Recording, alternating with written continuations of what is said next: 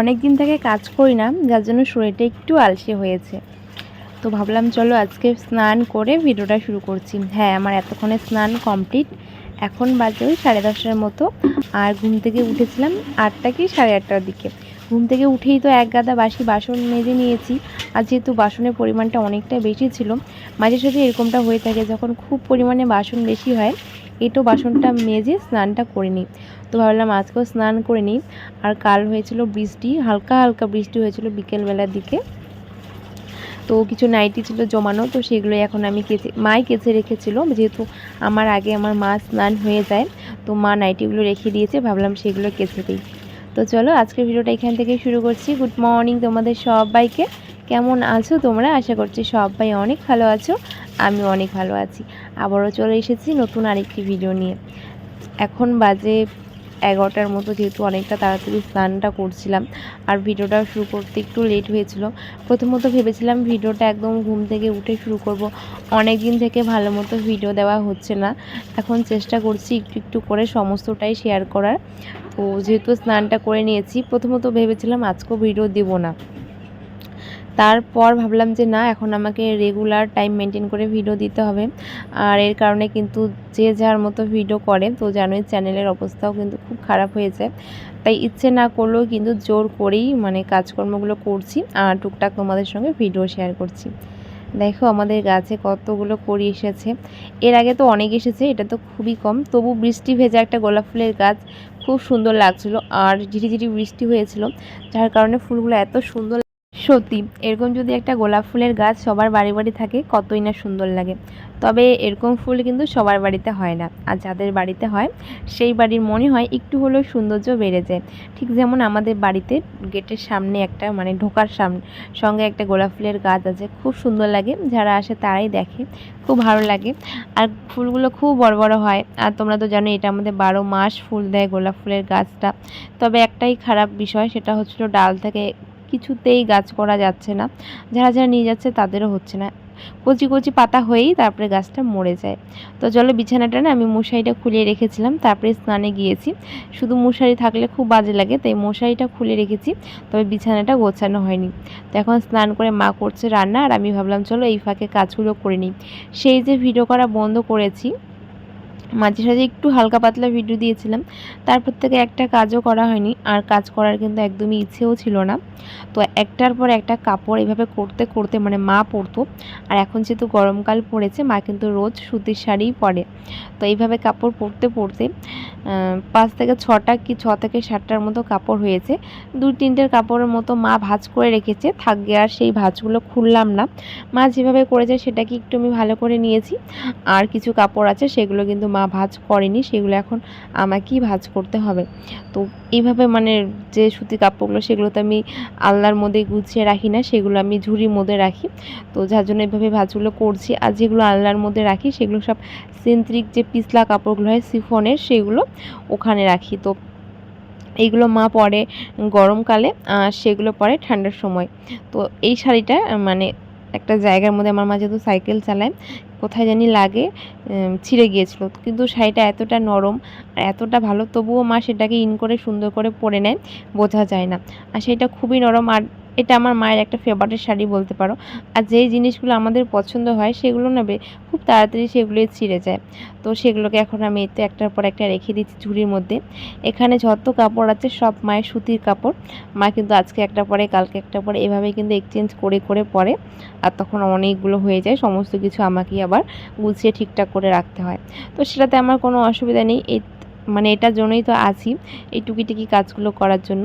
তো সমস্ত কাপড় গুছিয়ে রাখার পর বিছানাটাকে একটুখানি ঝেড়ে ঝুড়ে নিয়েছি। অনেকটা সময় হয়েছিল। আর আজকে সকালবেলা মা বানিয়েছিল, সকালবেলা বানিয়েছিল বলতে ভাত বানিয়েছিল শুধু, আর মাংস ছিল। আমাদের তো বাসি মাংস তো থাকবেই। আর আমার একটু মাংস হলেই কিন্তু অনেকগুলো ভাত খাওয়া হয়ে যায়, আমার বেশি মাংস লাগে না বা পছন্দ না। তো মাংস দিয়ে ভাত খেয়েছি। আর দুপুরবেলা আজকে রান্নাটা আমি করব। আর এই যে বিস্কুটটা দেখছো, এর আগের বাড়ির বিস্কুটগুলো শেষ হয়েছিল, বিয়ে বাড়ি থেকে আসার পর কিছুদিন খেয়েছি, তারপরে শেষ হয়েছে। আর যেহেতু সমস্তটাই আমার একা হাতে হয়, তাই বিস্কুটের কৌটোটা খুব ভালো থাকে, একটাও ড্যাম হয় না। আগে দেখতাম খুব ড্যাম হয়ে যেত মানে বিস্কুটগুলো, এখন হয় না। তো আজকে যেহেতু দুপুরে রান্নাটা আমি করব, তাই একটুখানি জল বিস্কুট খেয়ে কিন্তু এখন আমি রান্নার কাজে লেগে পড়ব। আজকে খুব সিম্পল রান্না হবে। মামা মামি এসেছিলো 3 দিন হয়তো আগে, এই 3 দিন থেকে মাছ মাংস চললো। এখন ভাবছি দুপুরে আজকে একটু হালকা পাতলা খাবার খাবো, মানে সেদ্ধ ভাত আর কি, কোনো কিছু রান্না করব না। আর আমি রান্না করলে খুব সিম্পল করি। হ্যাঁ, কখনো কখনো ভালো করি, তবে গরমের মধ্যে খুব অসহ্য লাগে। তাই আজকে আমি অনেক দিন থেকেই ভাবছিলাম যে আমাদের যে রাস্তার ধারে কচি কচি কচু পাতাগুলো আছে সেগুলোর ভাজা খাবো বা বাটা করব। ওই বাটা ভাজা একই রকম, শুধু কড়াইয়ের মধ্যে একটু গেলাসে যে পিছনটা আছে সেটা দিয়ে গলিয়ে নিতে হয়। একটু আগে এত রৌদ্র ছিল, আমি ভিডিও করার মতো সময় পাইনি, কোনো রকম ছিঁড়েছি। তো একটা দুটো করে পাতা ছিঁড়েছি, কচি কচি পাতাগুলো এখান থেকে সবাই নিয়ে যায়। তো আমিও ভেবেছিলাম যে কচুর যে পাতাগুলো হয় সেগুলোর ভাজা খাবো, দারুণ লাগে খেতে। যারা খেয়েছে হয়তো বা তারাই জানবে এর স্বাদ কতটা। অনেকেই বলে যে কচু ভালো লাগে না, কচু চুলকায়, কিন্তু কোথায় কচু চুলকায়? যদি খুব চুলকানোর হয় তাহলে একটুখানি সেদ্ধ করে জলটা ফেলে দিলেই তবে আর চুলকায় না। তো যাই হোক, মাকে দিয়েছি কাটতে, তার কারণ আমি তুলে নিয়ে এসেছি রৌদ্র থেকে, তুলে নিয়ে এসে পাতাগুলো একটা একটা করে, যেহেতু রাস্তার মধ্যে ছিল, একটা একটা করে ভালো করে পাতাগুলো ধুয়েছি, তারপরে এখন মাকে দিয়েছি কাটতে। তার কারণ এইভাবে আমি হয়তো বা কাটতে পারবো না, অনেকগুলো একসঙ্গে নিয়ে অনেকটা সময় লাগবে। আমি ভাত বসিয়ে দিয়েছি আর মাকে বললাম কচু পাতাগুলো কাটতে। তো কচু পাতাগুলো দেখতে হয়তো অনেকটা লাগছে, মা বলছে এতটুকু এতটুকু। তো আমি বললাম এতটুকু কোথায়, এখানে তো অনেকগুলো আছে। মা বলছে রান্না করলে নাকি একদম কমে যায়। হ্যাঁ, আমিও তো জানি শাক রান্না করলে কমে যায়, তবে অনেকটা কমে গিয়েছিল, মানে শুধু এক বেলার হয়েছিল, মানে একদমই কম, কিন্তু দারুণ হয়েছিল খেতে। এদিকে দেখো ভাত বসিয়ে দিয়েছি। আর ওই যে বললাম গলায় যদি ধরে, এত কষ্ট করার পর যদি খেতে না পারি, তাই আমি আর কোনো রকম রিস্ক নেইনি। আমি কিন্তু একটুখানি গরম জলে হালকা একটু লবণ দিয়ে ভাপিয়ে জলটাকে ফেলে দেবো, এতে করে কচুর যে যদিও বা চুলকায় সেইটা কিন্তু চলে যায়। তো আমি দেখো কচু পাতাটাকে একটুখানি সেদ্ধ করে নেবো, খুব সামান্য। আর কচু জানো তো জলের মধ্যে ভিজতে চায় না, একটু সময় লাগে। তো দেখো আমি ভালো করে কচু পাতাগুলোকে একটু সেদ্ধ করে নিয়েছি, এবার ঝুড়ির মধ্যে রাখলাম। আর আমি ভাতে দিয়েছিলাম আলু সেদ্ধ। ভাবছি আজকে আলু সেদ্ধটা একটুখানি পেঁয়াজ আর লঙ্কাটাকে যে ভেজে মাখে, সেইভাবে মাখলেও না খুব ভালো লাগে খেতে। আর তার সঙ্গে করব পটল ভাজা। সমস্ত কিছু আমি আগের থেকে রেডি করে নিয়েছি। আর ভাতে দিয়েছিলাম আলু সেদ্ধ, খুব কম দিয়েছি। আর পটল, গরম গরম পটল ভাজা, গরম ভাত, তার সঙ্গে আলু সেদ্ধ আর কচু পাতার বাটা। ওফ, মানে জাস্ট ওয়াও, মানে জিভে জল চলে আসছে। মানে এত সুন্দর একটা রেসিপি। এখানে আমি জানি মাছ মাংস সবজি ডাল কিচ্ছু নেই, সমস্ত কিছু শুকনা শুকনা। আর যাদের শুকনো খাবার ভালো লাগে আমার মনে হয় তাদের এটা খুব ভালো লাগবে। তো আমি একটু বেশি করে লঙ্কা, রসুন আর কালো জিরে ভেজে নিয়েছি। এবার কচু পাতাটা দিয়ে দিচ্ছি, এটাকে অনেকক্ষণ ধরে ভাজতে হবে। একটু তেলটাও দিয়েছি, মানে যাতে গলার মধ্যে না ধরে। আর লঙ্কার পরিমাণটা অনেকটা বেশি দিয়েছিলাম যাতে ঝাল ঝাল হয়।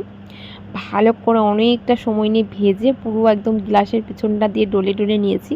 দারুণ হয়েছিল খেতে। খাওয়ার সময় দেখাতে পারিনি, এতটা মানে আমি এক্সাইটেড ছিলাম ওটা খাওয়ার জন্য। এরপরে যখন করব তখন দেখাবো কীরকম হয়েছে।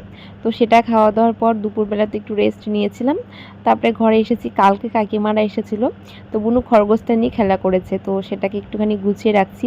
আর তোমরা তো জানোই যে আমাদের বিল্লি আমাদের বাড়িতে যতই জায়গা থাকুক এখানে উঠেই ঘুমাবে। তো ওখানে ঘুমানোর পরে না খরগোশগুলো, পুতুলগুলো, মানে ফুলের টবগুলো নিচে পড়ে যায়। তবু আমি ওদেরকে মারি না, বারবার করে উঠিয়ে উঠিয়ে রেখে দিই। আর অনেকদিন থেকে এগুলো মুছলাম না, ভাবলাম চলো আজকে একটু মুছে কুছে নেই। বৃষ্টির দিনে না একদম ভালো লাগে না। ভেবেছিলাম খিচুড়ি করব, কিন্তু না, ওই যে দুপুরবেলা, যে দুপুর তো না বিকেলবেলা খেয়েছি, এত সুন্দর হয়েছে খাওয়াটা, এত শান্তি হয়েছে কি বলবো, দারুণ হয়েছিল। খাওয়া দাওয়ার পর একটা ঘুম দিয়েছি, ঘুম থেকে উঠেছি, উঠে কিছু জামা কাপড় ছিল সেগুলোই ভাঁজ করে রেখে দিয়েছি। ভাবলাম এটাকে একটুখানি মুছে কুছে নেই, হাতের সামনে একটু ধুলো ধুলো ছিল তাই এটাকে মুছে নিচ্ছি। তো চলো আজকের ভিডিওটা এখানে শেষ করছি। সবাইকে গুড নাইট, টাটা।